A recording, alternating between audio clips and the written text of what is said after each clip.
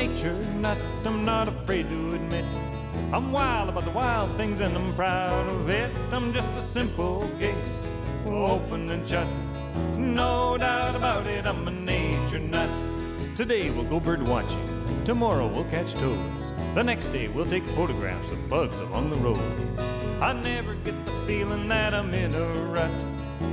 That's why I'm a nature nut. Well, I'm a nature nut, I'm not afraid to admit.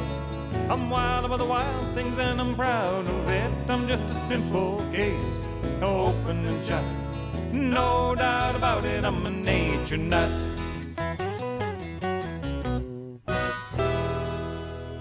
Pond life. It has a mystique all of its own. You know, every pond is a little world unto itself, filled with strange denizens, thousands of weird little creatures.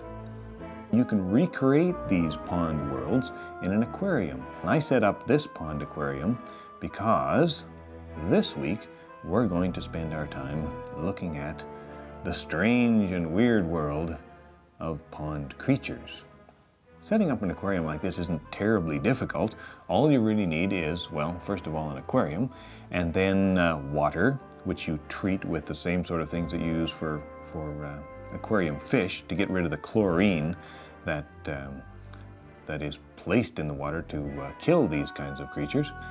And once you've done that, all you need is some sort of a filter to keep the pond water clean and a hood, because even though you might not think it, a lot of these creatures, when they're not swimming, they're flying. So if you don't have a hood on your pond aquarium, all of your creatures will fly away. There are too many different kinds of pond creatures to talk about them all. So we're just going to talk about water bugs and water beetles. And you know, if you set up a tank like this, pretty soon you'll discover that what's happening is they're eating each other. You see the little tiny little guys pinging around there, and there's some little water fleas down at the bottom. Those are the food in this system here, and they pop around like popcorn, and these beetles and bugs seem to eat them like popcorn too. Oh, you got one, you got one, you got one! Some water bugs and beetles remain active in frozen ponds where they get air from bubbles under the ice. It's very interesting how water beetles and water bugs breathe underwater. They don't have gills like fish, so they have to take their air down with them. The water beetles carry it mostly under their wings, and sometimes you can see the little air bubble poking out the back. At least the diving beetles do that. The water scavenger beetles also have it on their bellies. And some of the diving beetles are so sophisticated that they can change the pressure of their airspace under the wings and rise and fall in the water at will like fish. If you do this yourself, by the way, make sure that you're not taking too many pond creatures back home for your pond aquarium. I live in a place where there are lots of ponds, so I don't feel too terribly badly about taking a few of them for this purpose. But if you live in some place like, I don't know, southern Arizona where there's one pond, go easy on the one pond. So how do you go about gathering your pond creatures? Well, in my youth, we used to call the process pond scooming.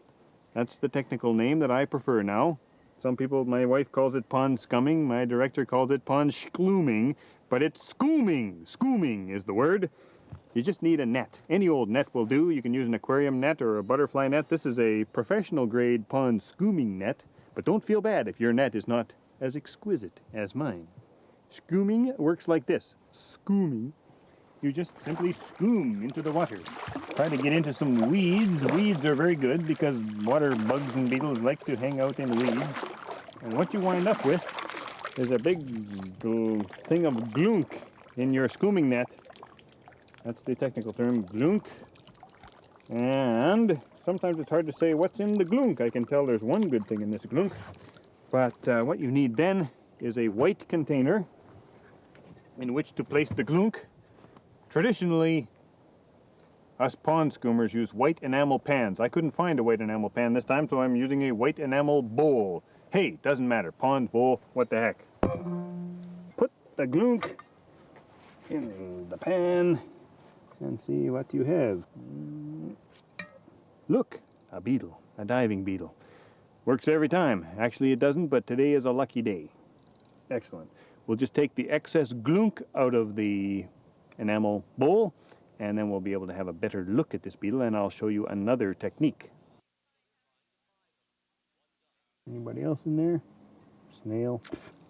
Who cares? Snail. And I'll get him a little water.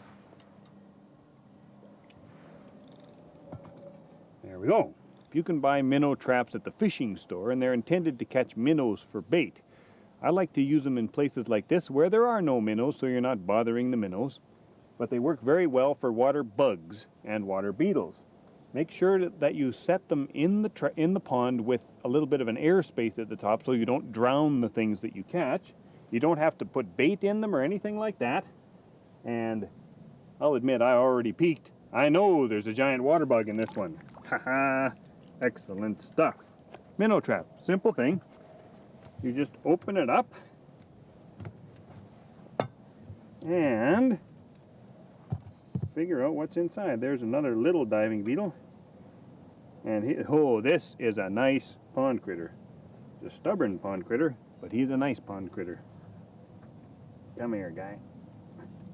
Giant water bug. This is the largest pond insect that we are likely to encounter. He wants to stay in the minnow trap.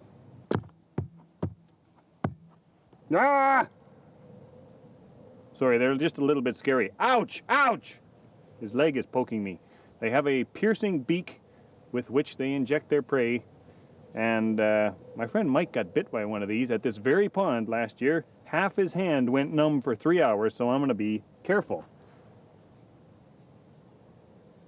Well, maybe this is a good time to explain the difference between a water bug and a water beetle. The word bug to most people just means any insect or spider, but to an entomologist, to a specialist, it means a particular sort of insect.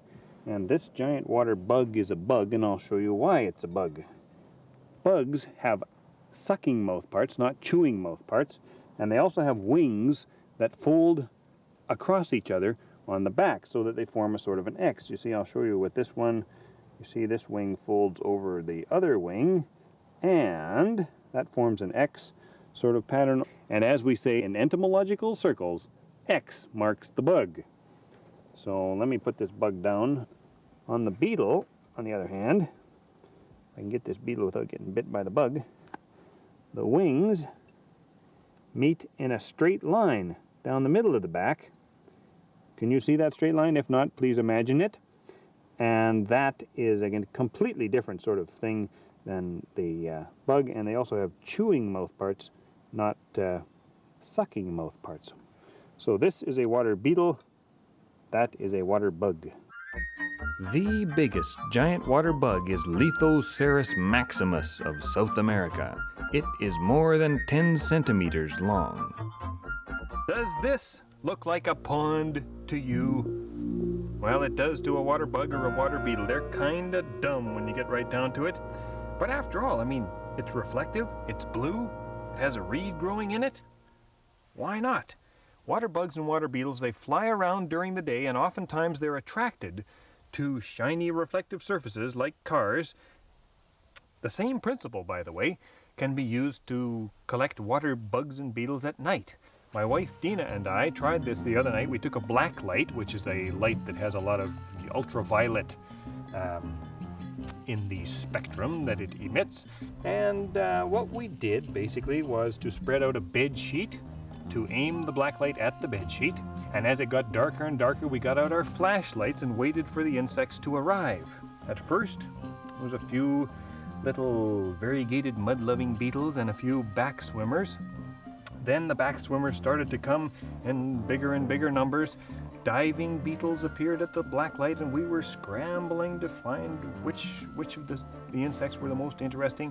The best thing we found was a huge, well, maybe not huge, but big water scavenger beetle. Lovely thing. There were caddisflies. There were, at one point I estimated there were about 6,000 insects on the sheet with the black light. It was absolutely fantastic. Oh, it's a very neat thing to do. Hey, look at that. There's a Oh, man! When the car alarm goes off, just run away. Nobody's ever going to believe that you're just looking for water bugs. All water bugs and beetles evolved from ancestors that lived on land. This aquarium is the home of 1 Dytiscus dauricus and 9 Dytiscus alascanus, the giant diving beetles. I went to the pet store. I got a dead goldfish. There's not a lot of call for dead fish at the pet store, so they were happy to give it to me. And this is what that goldfish looked like after 3 hours with my giant diving beetles. Horrifying. And if you don't believe me that these are the most vicious little piranha-type beetles you've ever seen, let me feed them. I give them worms. Usually takes them about 10 minutes to completely destroy a big worm. You can't find a sign of it. Goodbye, Mr. Worm.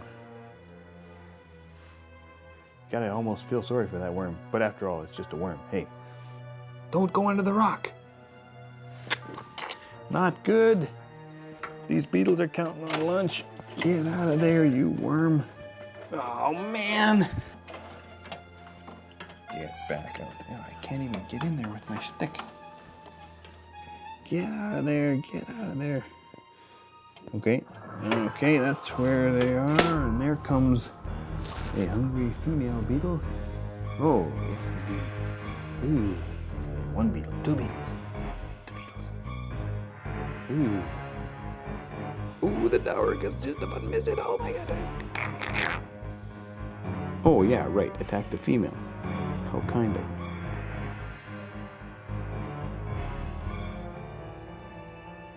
There, at least we got 1 there this time. And there's another one. It's just rude behavior. Oh, I see. They find the end of the beetle and then they follow it up to the face because that's where the food's going to be. Vicious! These are vicious beetles. It may seem cruel, but this is the way things are in the world of giant predaceous diving beetles. You know, some water bugs and water beetles don't live under the water, they live right on the water surface. To them, the water surface is like a giant waterbed. The surface tension of the water is strong enough to hold them up. And you can see hundreds, thousands of whirligig beetles. These whirligig beetles, they're water beetles, but actually, you know, when you think about it, only half of them is a water beetle. The underside is a water beetle.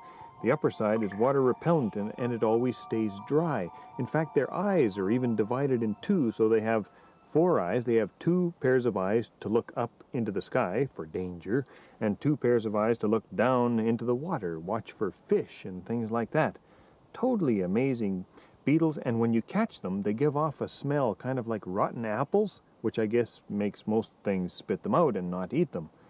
They're very fast swimmers, and why they swirl around in those little circles is a good question, but they look for other insects that have fallen in the water and get trapped in the water, land insects, insects that aren't used to swimming, and they are joined on the water surface by things like that water strider there with long legs. The water strider is a water bug. It's a true bug with a sucking mouth, not a chewing mouth like the beetles. The largest creatures that can walk right on the surface of the water are fishing spiders, which of course aren't insects. Spiders are arachnids, not insects. I have a fishing spider here. It's only about a half-grown one, but I'll let it go and prove to you that even a big, fat, hairy spider can walk right along on top of the water and not sink in.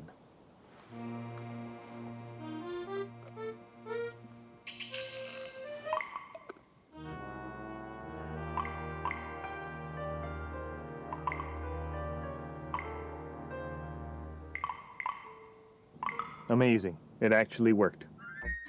Whirligig beetle legs are the most efficient swimming limbs in the entire animal world and can propel the beetles at 1,000 millimeters per second.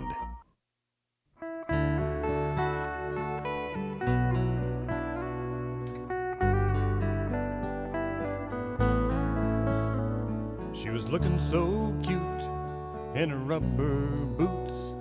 Her name was Annette, and she had 1, 2, Down by the beaver pond with the swampy smell, we searched for water bugs, and in love we fell. Oh, water bug, oh, water bug, oh, how I miss your smile and how I miss your hug. Oh, water bug, my water bug, how I miss going scooping for those water bugs. She glanced my way, so I sat down beside her, looking out across the pond and watching water striders, young and in love beneath the summer sun, like little beetles swimming round in an aquarium. Like a water bug, oh, water bug, oh, how I miss your smile and how I miss your hug. Oh, water bug, my water bug, how I miss going scooping for those water bugs. She smiled and said that I was her kind of man when she saw me sorting nymphs in an enamel pan. My heart began to simmer, then my hands went numb. I'd been bitten by back swimmers on my teenage thumb. By a water bug, oh, water bug, oh, how I miss your smile and how I miss your hug. Oh, water bug, my water bug, oh, how I miss going scooping for those water bugs.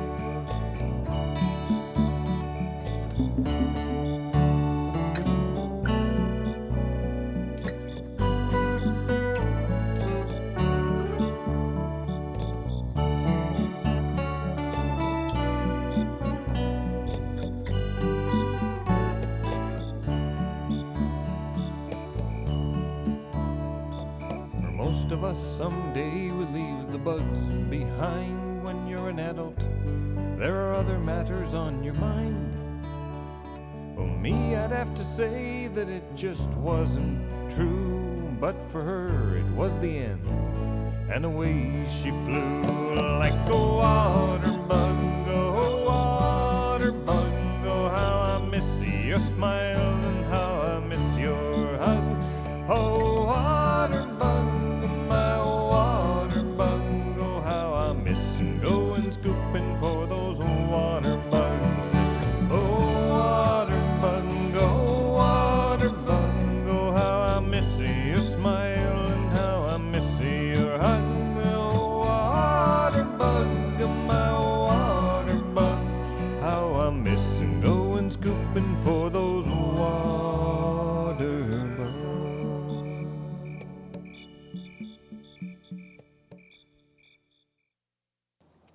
If you want to identify your water bugs and your water beetles, there are lots of good field guides to insects that you can use. But I brought some of my own pictures in my sketchbook. You remember my sketchbook? Tracks in the snow, more tracks in the snow, winter birds, oh, almost bent it, priceless drawings like this, frogs, protozoans, and they gotta be here somewhere. Ah, there we are. Water bugs and water beetles. I'll just show you the three most common families of water bugs and most common families of water beetles. The giant water bug, easily recognized because it is giant. The back swimmer, shown here in the upright position, they always swim upside down. Easy to recognize them too. The water boatman looks a lot like a back swimmer, but it swims right side up. And they all have an X on them, you see that? X marks the bug.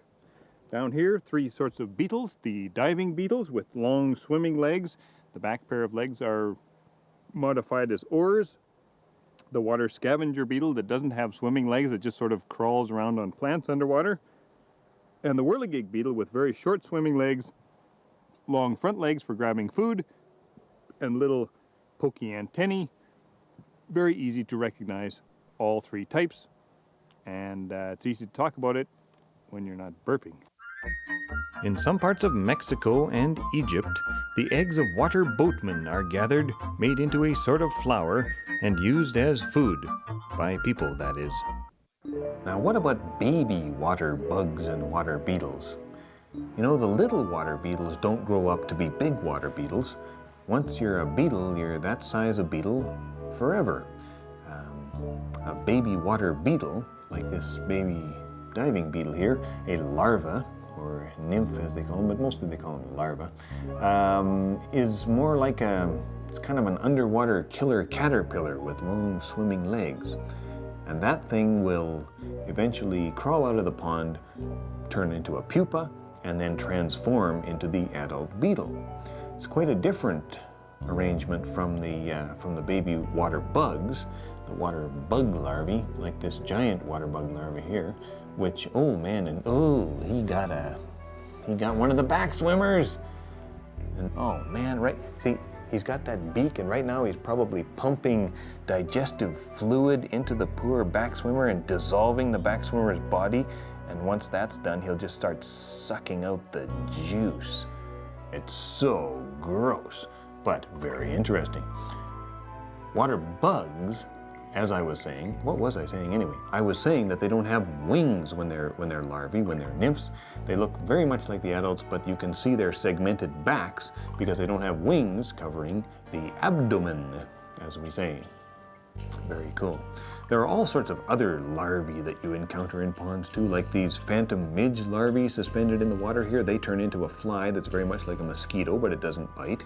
There are dragonfly larvae that turn into dragonflies, mayfly larvae that turn into mayflies. It's too bad we don't have time to talk about all those as well today. I'll tell you, I just find it so fascinating down here in the pond. We've only just scratched the surface of the topic of water bugs and water beetles. It's such a shame we can't continue on talking about them for hours. But I've got to tell you, there's so much to know. Then there's a wonderful, rich literature as well. Look at this. Here's a nice little thin book on the water bugs of Alberta, Saskatchewan, and Manitoba. Actually, they call them aquatic and semi-aquatic heteroptera, not water bugs. You need dictionaries to read these things, but oh, they're just dandy. I've been really enjoying this one, The Predaceous Water Beetles of Alberta, Systematics, Natural History, and Distribution. There are books like this for most places, not just Alberta. Oh, man, excellent. And the proceedings of the Third International Symposium on the Classification, Phylogeny, and Natural History of the Hydrodephiga. What's Hydrodephiga? Water beetles. Don't let them fool you. Dandy. You read these kind of books, you find out the most amazing things. Did you know, for example, that the celebrated water beetle specialist Frank Balfour Brown once kept a water beetle, a diving beetle, alive in a glass of water for 3 years? Let's see if we can do as well. This is the vitate form of Hydaticus modestus. Boy, talk about a vintage. So until next time, I'm a nature nut, and I hope you are too. Care for a sip? I wouldn't risk it.